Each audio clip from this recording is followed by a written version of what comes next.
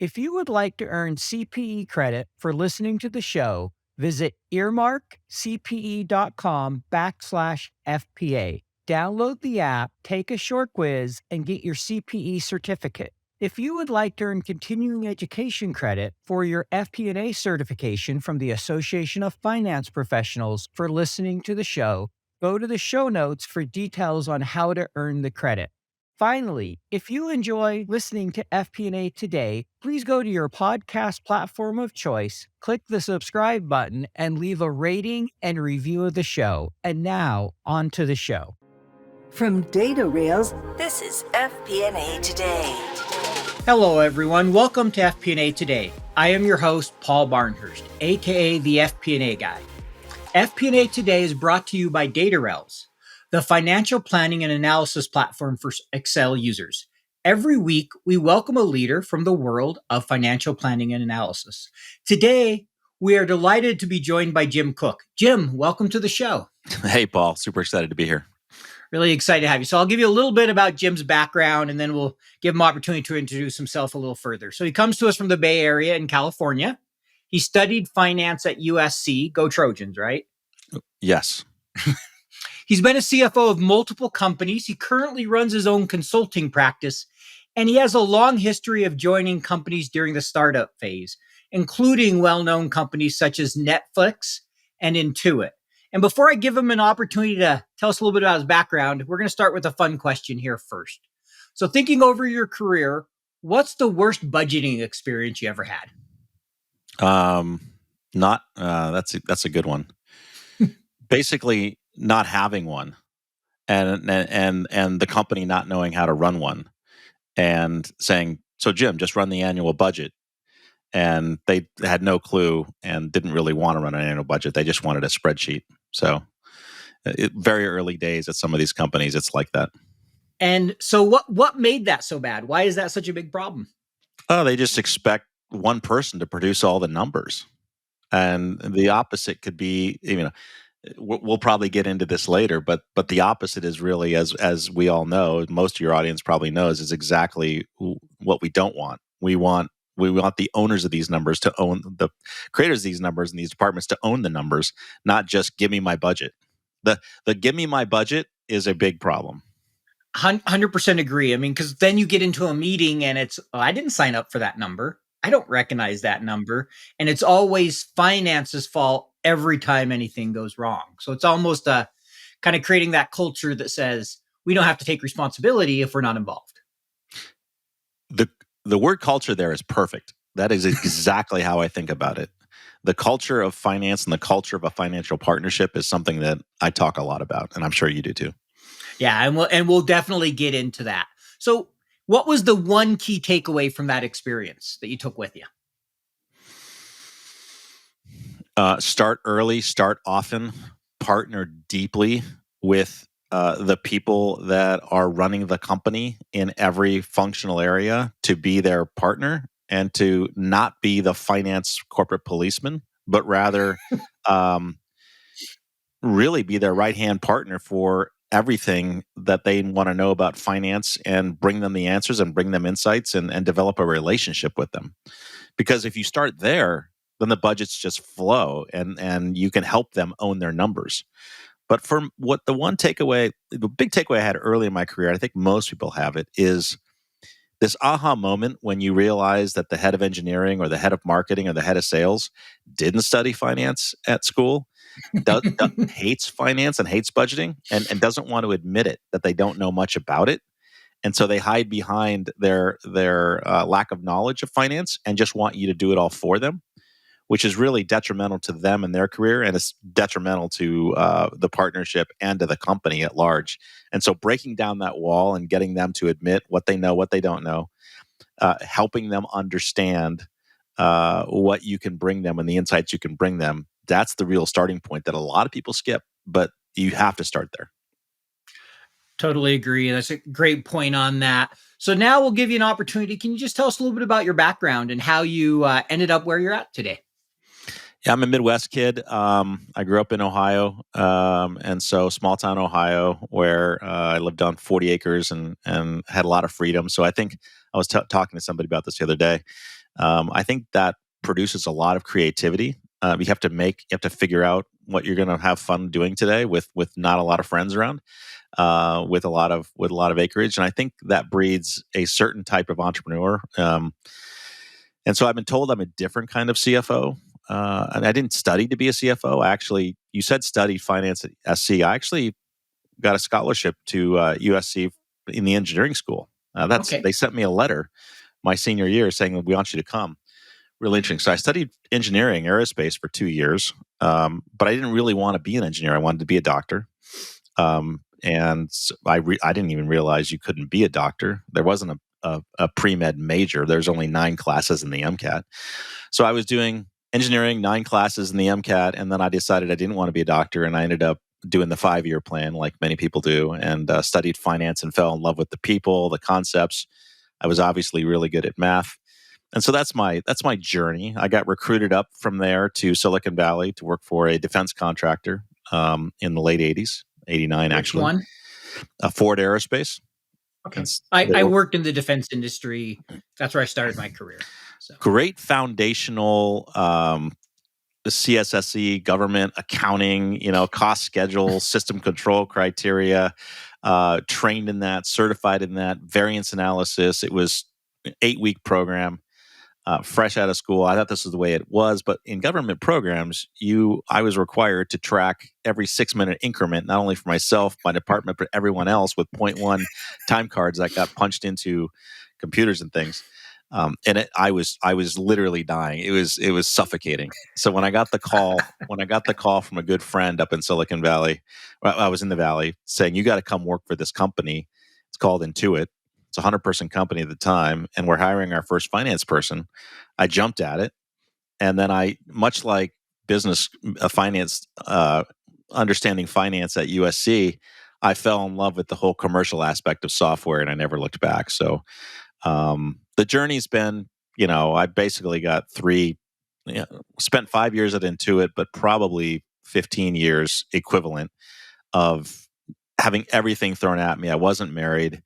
I was probably working 16, 18 hours a day. If we went public, they threw the S1 at me and said, you have to lead this and write it and draft it and work with the lawyers and it's just how it worked. My CFO, who's brilliant, Eric Dunn, was off coding Quicken for Windows. And he's like, you have to sit in the, exec staff meetings on my behalf. You have to sit in the board meetings and take notes. I wasn't a leader by any means. I was just the kid in the back room. We were 3,500 people, 5 business units. Right. And we were a public company that was worth $4 billion. And so the growth of 100 people to 3,500 people from, IPO M&As was just tremendous learning at the right age, right time, and at the right stage of Silicon Valley, 1991 to 1996. So I left Intuit, joined one of the first e-commerce startups. There were only 3, Internet Shopping Network. There was Amazon, CD Now, and ISN. Lasted about 1.5 years before Barry Diller sold it. And then I got another call from an Intuit colleague saying, hey, you're the only e-commerce expert we know in 1997. I'd been doing it for 1.5 years. And that company was Netflix. First 6, I was brought in to be the expert in all things finance ops for not the Netflix you know today. I have to remind people this was 25 years ago. We just celebrated the 25th anniversary last year. But it was the disc shipping company, which there's been books written about.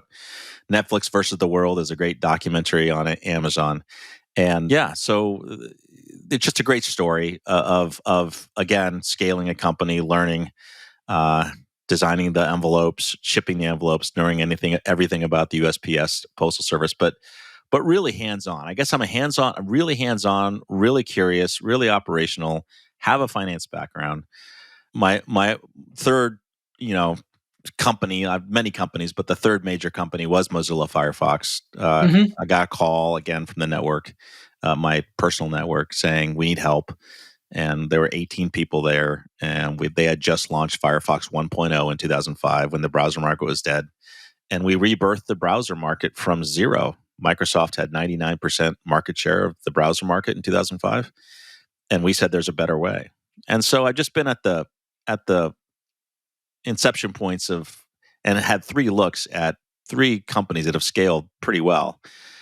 with so many lessons learned. And now I'm just trying to give back as many lessons as possible. Best practices, best ofs. It's how my brain works.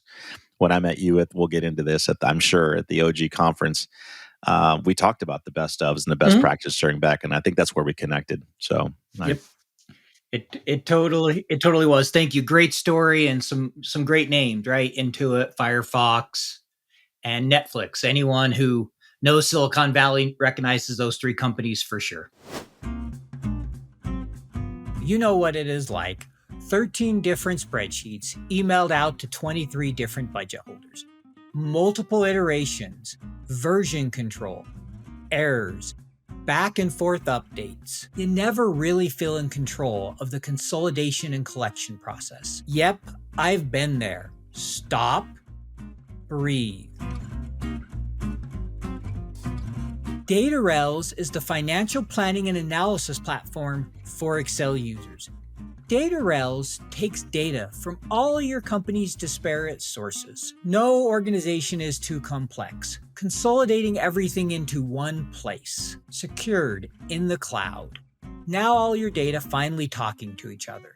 Everything is automated back into your report in Excel. Cash flow, FX conversion, intercompany transactions, now automated and up to date. Drill down and variance analysis in seconds. Don't replace Excel, embrace Excel. Turn your Excel into a lean, mean FP&A machine. Find out more at www.datarails.com. So this next section is kind of a fun one we do. And we're going to see if we can hold you to this. You get no more than 30 seconds to answer each question. So here we go. You get 4. What is something interesting about you? Something we wouldn't find online that not many people know. I'm a really good billiards player. Other people know it as pool. I won. I grew up in Ohio.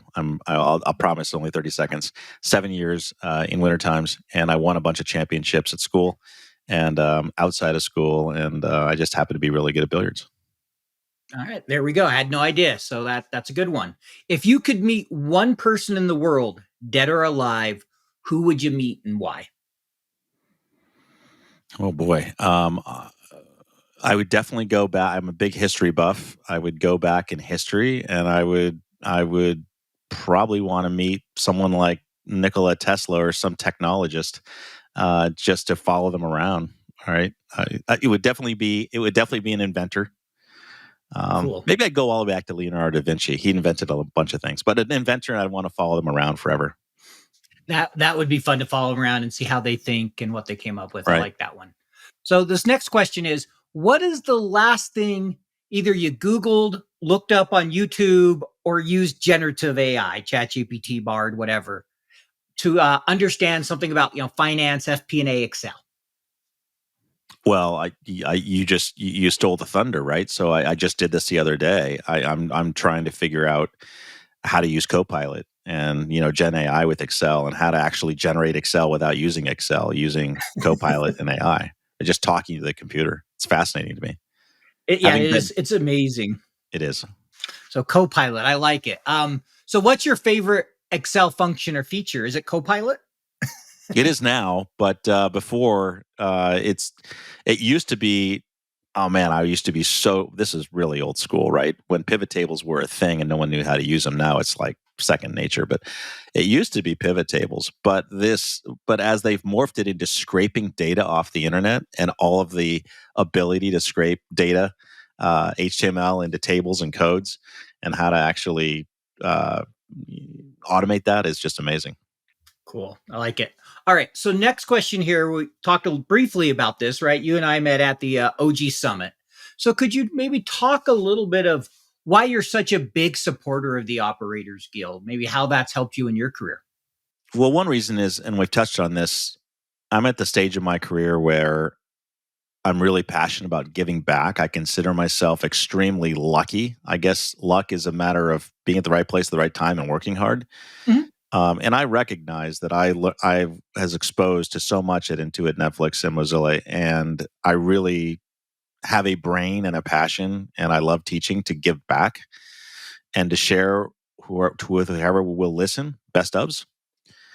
And that's what the Operators Guild is all about. I see a lot of people who I recognize as me, both men and women, operators who are 30 years, 20, 30 years my younger. And I see myself and I see them in me. And I'm like, okay, if I could teach them, if I can just plant a couple seeds of wisdom so they don't have to take 10 years to learn what I took me 10 years to learn, maybe I can help them with learning it in 1 year. That'd be tremendously satisfactory to me. That's a wonderful thing when you have someone, a mentor, that can help you learn a lesson that took you forever to learn. I mean, I have my share where I'm like, man, if they can learn not to go through this pain, they'll be a lot better off than I was. Okay. I mean, there's some things you have to learn the hard way, but there's so many you don't. You can learn from others and avoid that pain. So I love that. And I agree with you. I mean, I'm getting the opportunity to give back more, and it's a lot of fun to see that. Absolutely. You've joined a number of early stage startups, obviously, as we've talked about it. What do you love about that stage? What do you find so enjoyable? The building. I think it's the creativity and the autonomy of you have this general vision, but not a precise vision, both at the company level and at the functional level that your subject matter expertise is. And you have the ability, unlike larger companies, to bring the best systems of the day in, and without a lot of risk. And so you're constantly dealing what's the best system to install in finance or operations or IT, whereas all these other systems already exist at these other companies. So you're always on the cutting edge, you're always creative, and you're working toward a vision of and you're a builder, and you're always asking why and what and how, and trying to actually produce a product. When you start with zero or not a lot, you're actually producing a product that hopefully will live on for years to come, and you're building it. You're building, like when I installed Oracle at Intuit, we were on Borland Paradox or Quattro Pro database. I mean, we were on Quicken, honestly. And we need an actual ERP. I'm the one that had to go get the vendor, install it, structure it, configure it. It lived on for a while. It may still live on today. I have to check. But you're kind of known for the systems and how you meet the customer with your system and how you actually get things done faster and more efficiently. I love that part of it. I can tell you love the building and the figuring things out and putting things in place that can last versus just coming in and following a process, so to speak. Yeah, it's a dance, right? And so this is what I'm doing with my current practice is sure, there's best practices and there's frameworks and there's models, but everything has to be customized and created custom for that company. And that is fun because you're actually taking a foundational element of best of, and you're creating something new from it that is probably better for that company. Yeah, I can see that's a lot of fun. When I started my career, I always wanted to work in startups. And so, of course, first place I went to work was the government in defense because I couldn't find a job. And I'm like, this is definitely not entrepreneurial here, in the traditional sense. And from there, every time I graduated in a bad recession, 2008, 2001, September 11th, those type of things. And so I always ended up getting a job at a big company. And, it's kind of funny now running my own business because now I'm getting to work with small companies all the time. And I've really enjoyed that. It's always felt where it'd be a better fit for me. And it just took a little longer than I planned to get there. So I can relate to that. So next question here for you. This is one I saw on your profile. When you were at Netflix, you were involved in the creation of the famous red envelope. I definitely remember those back in the day. So tell us about that. Well, first of all, it wasn't red at the beginning. And second of all, we were making it up from scratch, and we used to have two envelopes. I could probably go on for a couple of hours on this, but I'm going to point people. I'm going to point people to a couple of books. Netflixed by Gina Keating, That Will Never Work by our CEO and co-founder Marc Randolph, and then the documentary Netflix versus the World. But I'll give you a minute or two here. Sure. The envelope was a creation. Well, the envelope is just the product that had to get through the U.S. postal system. So the actual design of the envelope, it took us 150 versions to figure out how to, even though once I figured out, went into the U.S. Post Office, and there were, and these are giant 200,000 square foot and more general mail facilities, because they run in a hub and spoke. The post office you go into is not the post office that runs all the mail. It's an Amazon warehouse with massive machines, a 40,000 letter envelope per minute drum sorter with these gigantic wheels spinning at massive RPMs. Its whole job is to separate two envelopes that might be sticking together. Well, you can imagine if your disk went through that machine, it would be dead. And yet, if you don't design your envelope in a exact perfect way, based on their specifications, and everything was spec'd out in the government. This is a government-based entity with big controls. Everything got dumped in, and I learned. I ended up knowing so much about the post office. Everything gets dumped into a gigantic conveyor belt on the end of the loading dock from these big semi trucks. Everything from a package to a small envelope, everything. And then a bunch of conveyor belts sort this mail into 15 different machines. One, and based on the specifications of the size of the envelope. You don't build your envelope right, it gets into that 40,000 drum roller, it's gone. Right. And so you had to build it, then you had to build it backwards, and then you had to, 150 versions later, because we had to print the outside of the envelope a certain way, I had to print the inside of the envelope a certain way.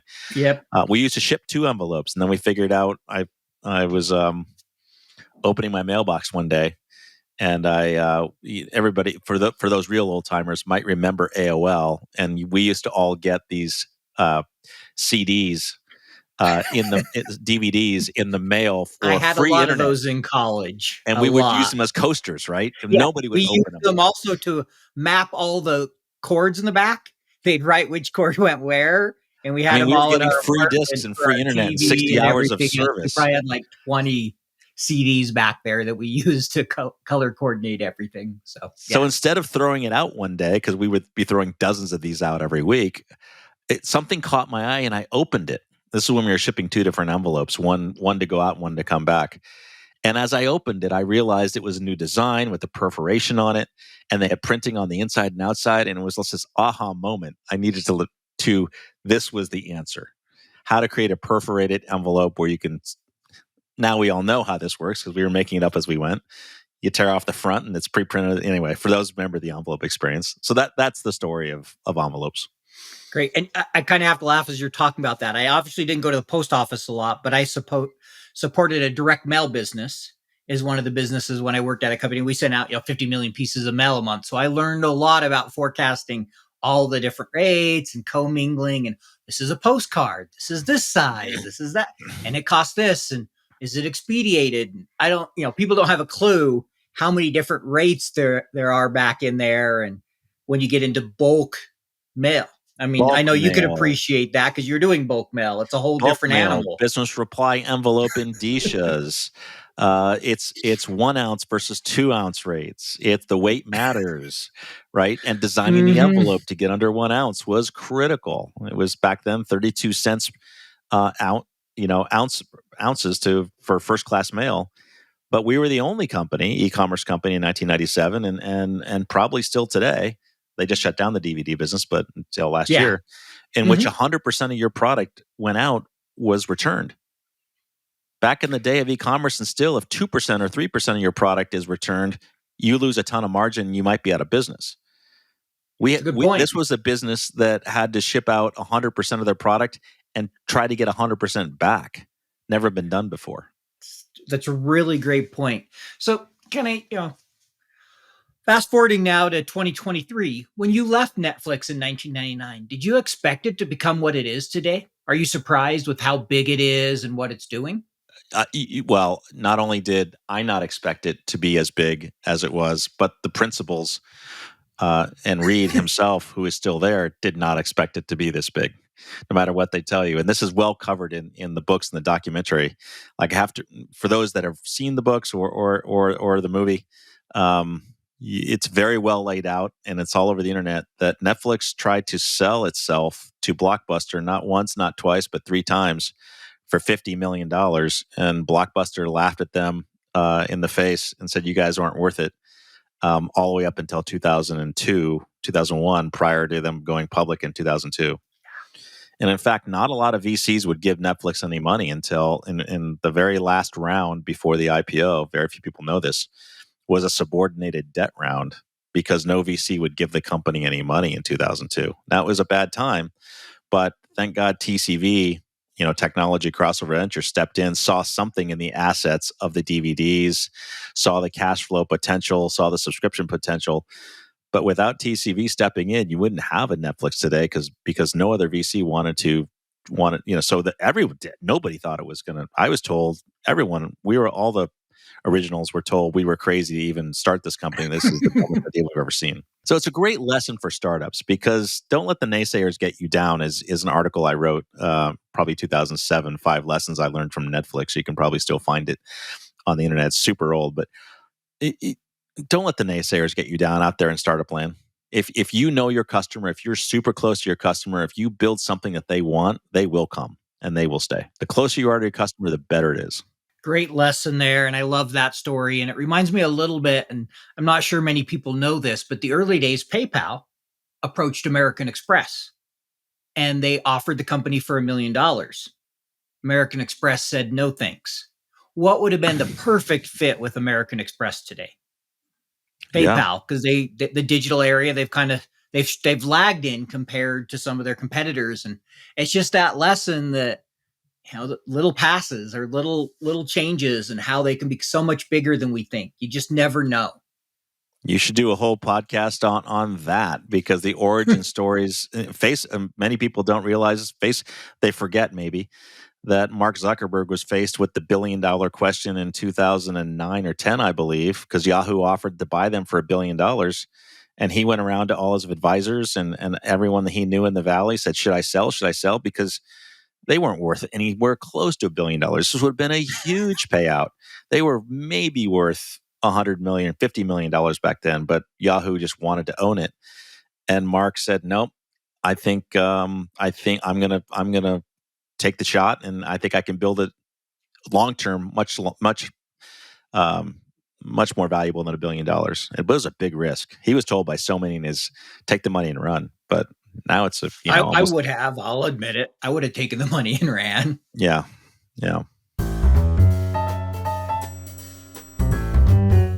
Well, great. I love those stories there, but we're going to kind of switch gears a little bit here to a subject I know you're also passionate about beyond building and really get into some of the FP&A. And one of the areas I know you have a passion for and that's talked a lot about today that in the past wasn't talked about as much is business partnering, right?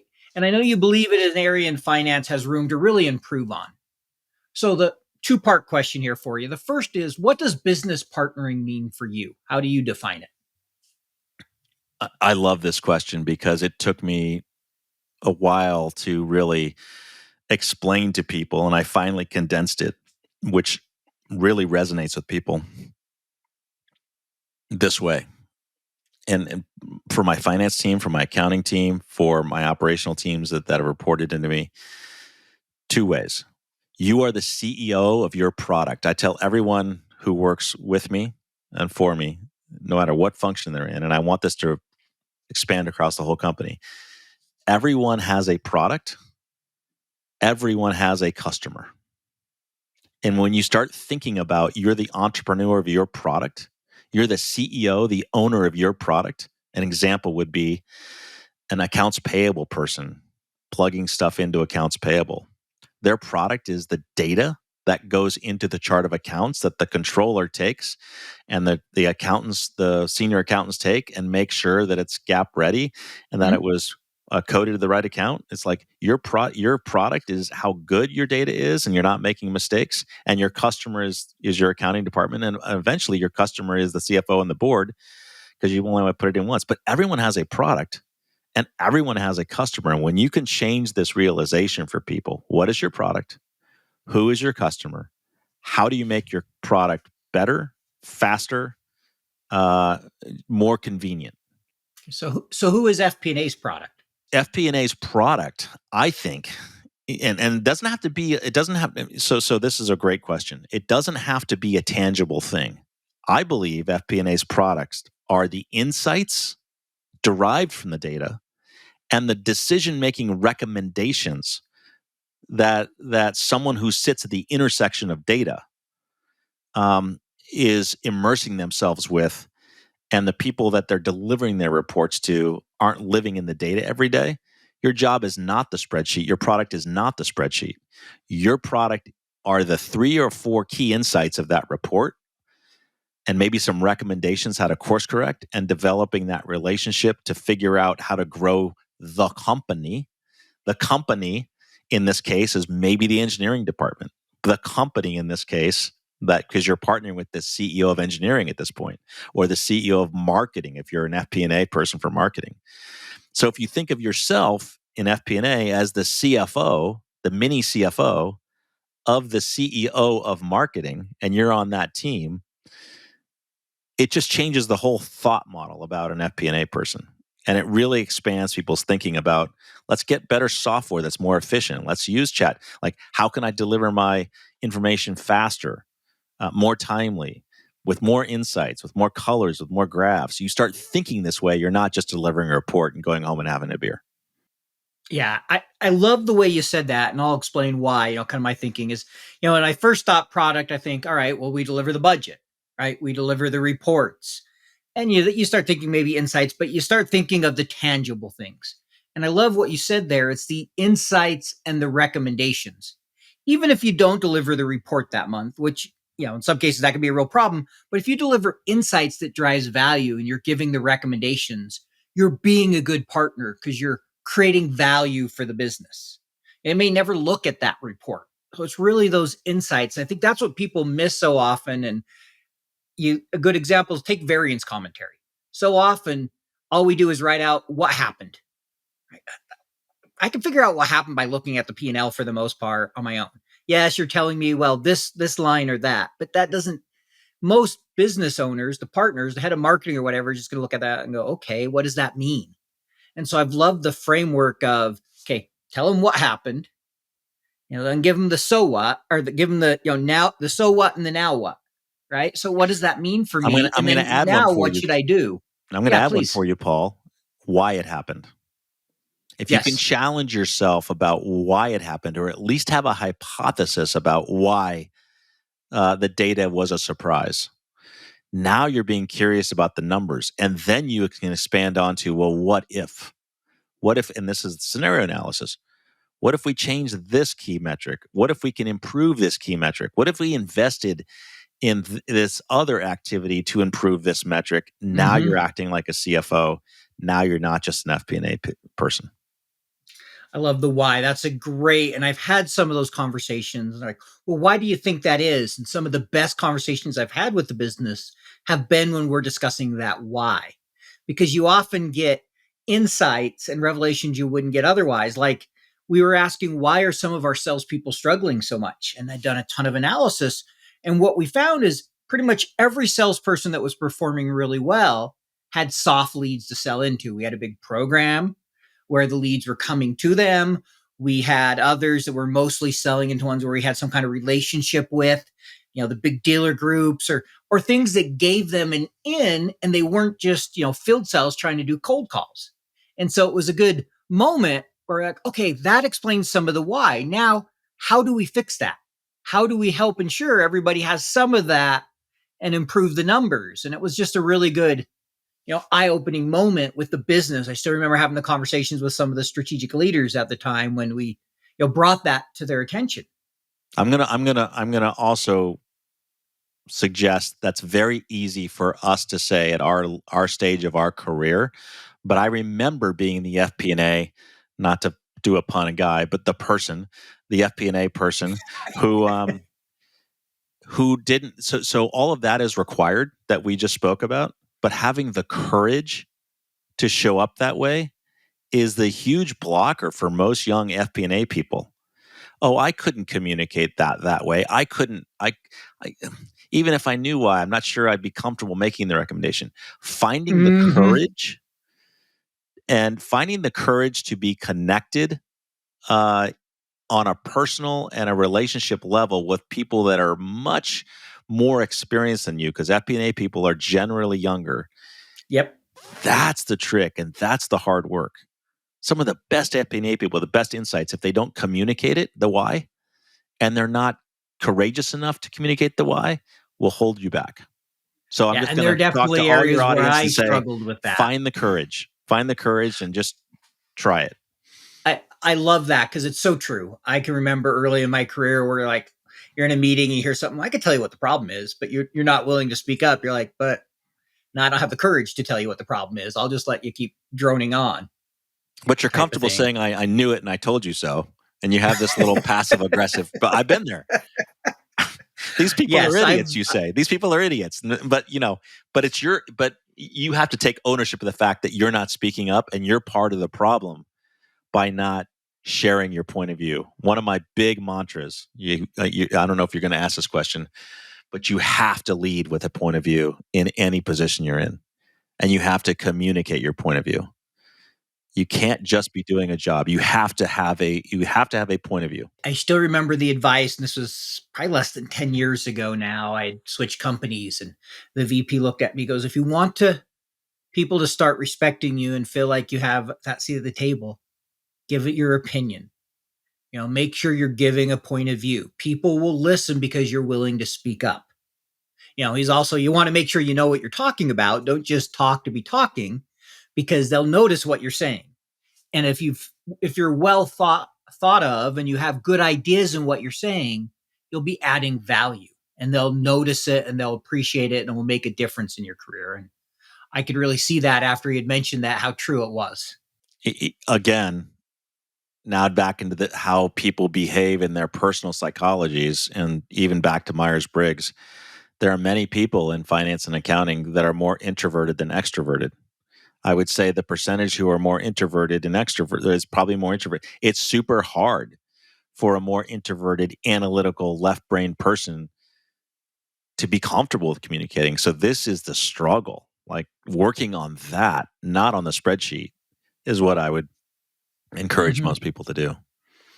I agree with you. Learning to communicate is critical for finance, FP&A. I mean, frankly, it's critical in life. It's a good skill for everybody to have. But if you want to influence and have that seat at the table, you have to be able to communicate. You could be brilliant in the spreadsheet, brilliant in your analysis. I've told the story a number of times, and the one that sticks out to me most is I did a presentation to the CFO on something, and it went terrible. And we got all done, and I had asked my CFO, the regional CFO, what went wrong, and his comment to me really struck out. He goes, "Your analysis was brilliant. Your presentation lacked." And I was like, yep, I forgot about the last mile. I focused so much on the analysis and getting everybody else aligned and buttoned up that I thought it would just be a shoe in with the CFO. And he hadn't heard about it for 6 months and was lost. And so he thought it was a terrible idea. And that was a definite defining moment for me to remember the importance of communicating. It really hit home for me. And I this is a lot of my practice on how to communicate, because many people in whatever subject matter they are think that everyone else thinks like they do. And FP&A people think at the very detailed level, line item level.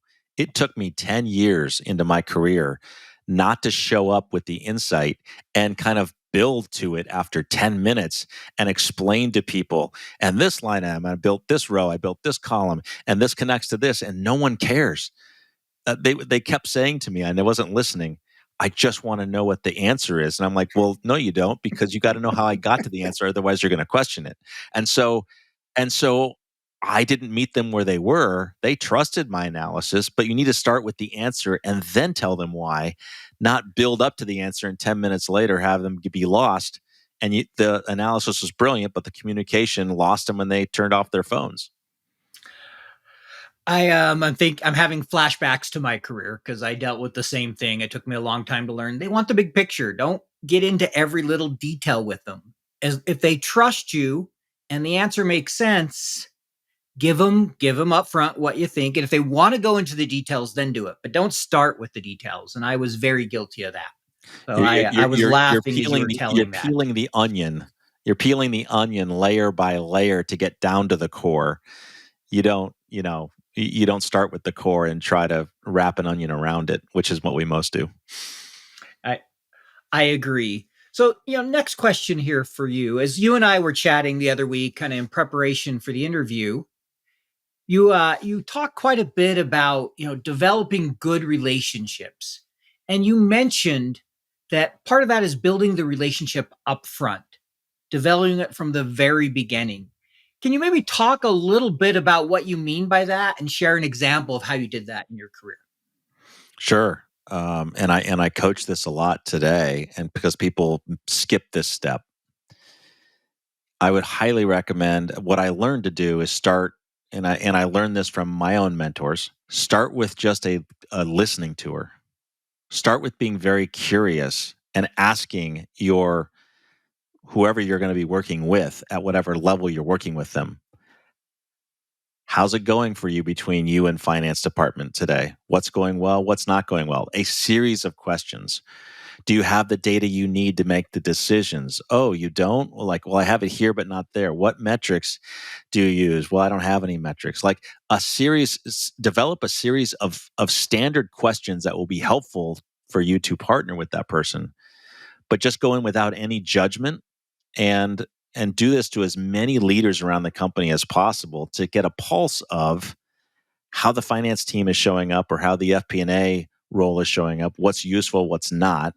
You'll get answers like, "Oh, the reports are too detailed. I really can't make sense of them," or "They don't come out in time. I can't make my decisions fast enough." But this is the signal. What you're looking for is, where is the tension in the partnership between finance and that org? How can you better serve them? How can you go faster with more clarity? And this takes, developing a relationship means starting with a conversation, not starting with a spreadsheet. You do not start with a spreadsheet. You start with a conversation of the business, how they think about the business, because you're going to learn something as well. If you're really good at this and you can practice this many times as an FP&A person, guess what happens when you ask a lot of questions and you develop, "I just want to take you out for coffee or lunch. Do you mind?" You're going to learn about how they think about engineering or how they think about marketing or you're going to start becoming an expert because you're just listening to them talk about their expertise. Every once in a while you interject, "Well, how can finance help you make that decision better?" And so start with a conversation. Mhm. Don't start with a spreadsheet. And then we're really good at pattern matching as analysts. Pattern match the problems and then design a better product to fix the problems. Thank you for adding that last part. The follow through is critical. Sometimes we get everything else done and don't follow through, and it falls apart. So that's a huge one. I really like what you said there of start with the listening tour. I'm going to steal that idea. I really like the way you phrased that there. And then the second one is don't start with a spreadsheet, start with a conversation. And that really leads into the next question, I think, perfectly here. Right? We've heard a lot lately that a big part of being good at FP&A is telling the story, right? Data storytelling. I mean, I have a bunch of books back there around data and telling the story and things like that. So, how does that play a role in FP&A being a good business partner? Why is that, so critical to be able to be a good storyteller? Isn't it enough to just be a good analyst? No. So the short answer is no. You have to be a storyteller. There are many ways to describe what being a storyteller really means, and I'll take a couple different angles and cracks at it. But ultimately, a storyteller is answering the question why. That's one angle. It's, why is this happening and what's going to happen if this continues to happen? It's painting a storytelling. If we are human beings. We've sat around the campfire and we've told stories for years that convey data and information in a visual and a verbal format. That's how our brains are wired from a DNA perspective. We hear about the hunters almost getting killed by the tigers, but we weren't there. But we feel like we're there in the story because it was so visually told with pictures that get put in our mind and words that get put in our mind that we actually feel it with a connection. So storytelling is the fastest way to connect to your audience, your customer's brain, because you do it through words and a visual and imagining the future. In our case, imagining the future and working backwards. So you have to be a good storyteller, because what is FP&A? It's planning the future. It's analyzing the present and planning the future. It's not accounting, which is just mostly the present, and there's nothing wrong with that either. It's being accurate and timely and consistent. But FP&A in particular starts at the future and tries to predict the future, and tries to take the current situation and say, what should we do more of and what should we do less of? And if we did more of that, maybe we can end up in a better future for ourselves as a product, as a team, as a company. And as you're telling this story, the classic storytelling elements are, if you think about any book or any movie, there's someone doing the activity. There's the protagonist, there's the antagonist, there's the competitor, right? There's the drama and the conflict if we get it wrong. That's risk. There's the Cinderella moment when we get it right, and there's joy, right? But it's talking about emotions and figuring out, with the data that we have in hand, are we going to be happy or sad if we end up in this future? And once you can shift your brain to storytelling the data, what story is the data telling you? And the data is just the plot, but what story is it telling you? And make it more visual, make it more verbal, make it more punchy. Don't make a 5-hour movie, make a 90-minute movie. Right? No one wants to sit Yeah, through I a know. 5-hour movie. It's the same movie. Make it more Don't make it action-oriented. a long documentary. You want to get to the point, but put that story to it. And it's a great point of helping it come to life. And there should, the emotional attachment that you tell with stories. Like, right? I think everybody who listens to this, I know when I listen to it, as you were describing Netflix and the different conveyor belts, I'm picturing in my mind, and I can see this drum. You're like, well, and the CD is going to be destroyed. And right, I could relate to all that as you're going. And so there's something to be said of just having that story. One of my favorite books I really like on the business side about stories is Kendra Hall wrote a book called Stories That Stick. And she talks about almost no company that sells well. In fact, I'd argue they're not out there. They don't sit there and tell you about all the technology. They tell you a story and make you feel how the technology is going to make your life better. So even with data and the insights and the recommendations, you're trying to help them see how it will solve a pain, how it will make the company better, how it will continue to do something that's gone well, whatever it might be, right? That's really the goal there with those stories. Absolutely. So we just have a couple more questions here. We're just about done. One we like to ask guests is, can you tell me about a time in your career when you experienced what we'll call a strategic moment? A strategic insight that later empowered you to drive change within the organization. There are several successes and several failures. I don't know which one, where I want to start, of not actually not doing something. But a strategic inflection point, a strategic moment, as you say it, is you have to actually break down what the word strategy actually is. And strategy is a choice. Strategy is choosing this over that. It's going in this direction, not that direction. Many people confuse strategy with theoretical, we could do this. No, strategy is a choice. We're going this direction. Follow me. I'm the leader, or we're the leader, and we're going to the North Pole, not the South Pole. And we're going to, and our goal to get there is to do something. But it means saying no to everything else. So many strategic inflection points over the life of my career, and I'll just hit on a couple: early days all the way to present day. I clearly remember the moment at Intuit when we were the number one personal finance software leader with Quicken.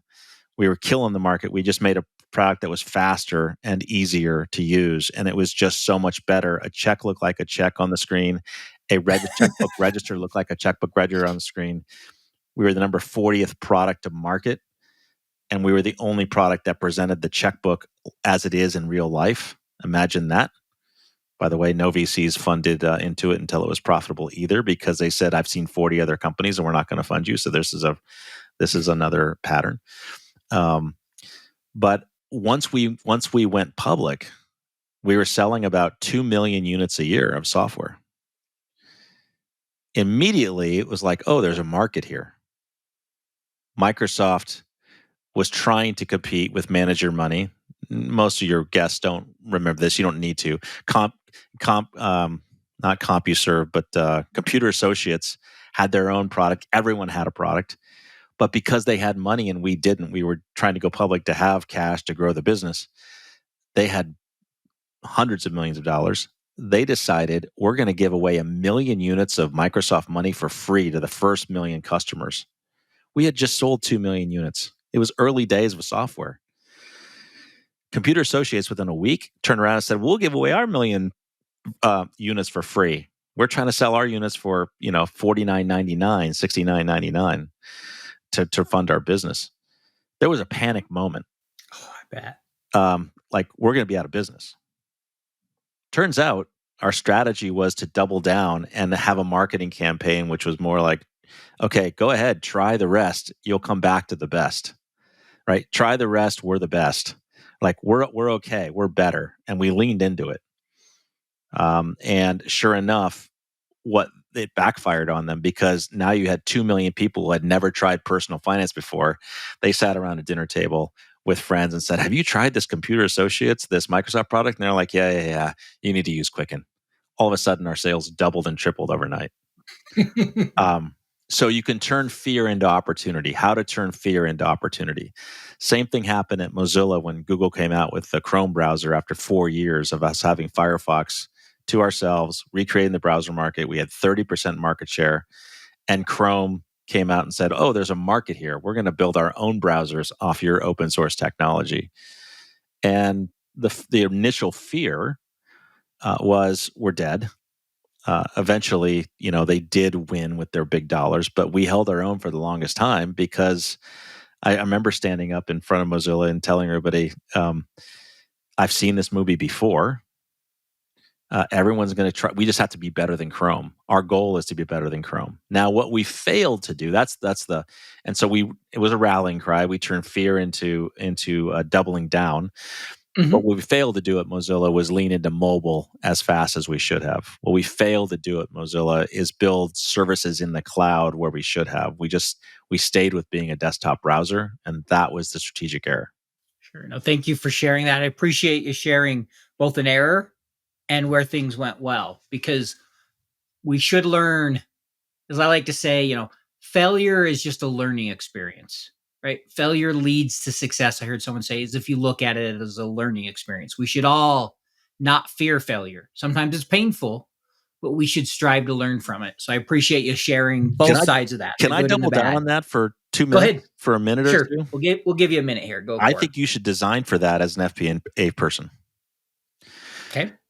You should make recommendations that aren't 100% for sure. You should actually design for 85%. I say 85-15, 85% success, and take the 15% of what's not working with your recommendation as FP&A person and course correct strategy, choose a different path on the, we thought this was the right way to, but design for failure, because then you're designing for learning. As long as you're still 85% correct, you're going to be great, but do not try to be 100%. And then turn that 85% to 90%, learn from the 10% error rate, make it a 5% error rate, and strive to be 5.9, so you'll never get there. But design for failure and design for course correcting, and it just opens up a realm of opportunities and a realm of creativity, and you get away from this trying to be perfect. I like that. That's a great point of designing for failure. I know there's a lot of organizations that have started doing that in different ways and celebrating it, recognizing how important it is. Well, thank you so much for being here with us today, Jim. We just have two more questions for you and we'll be done. The first is, if you could offer one piece of advice to someone starting a career today in FP&A, what would be that one piece of advice? I was thinking a lot about this with a different subject with a different person. Connection is the new currency. Being connected to people through what you do. You happen to be an FP&A person. And we talked about this a lot in this podcast. But being connected to your customer and being as close to your customer as possible is the holy grail of any product, whether you're an FP&A person or not. Learn to establish relationships with your customer, with the people that you work with. Relationships and connections come first. You can be the smartest person in the room, but if nobody trusts you, i.e. is connected to you, it doesn't matter. And connection is your currency as someone starting out in career today. It's not what you do, it's how you do it and how you partner with people. Great advice. Thank you for that. So last question, if someone wants to get a hold of you, what would be the best way to do that? LinkedIn. Hit me up on LinkedIn. Hit me up at jimcook@benchboard.com or just at Cookflix. You see the play on words there on Twitter? Yeah, that's my Cookflix. Yeah, there you go. Yeah, I mean, you'll find me. LinkedIn. Sounds good. LinkedIn and we'll put that all in the... I'll answer you too. I mean, hit me up on LinkedIn. Messaging. Perfect. Problem.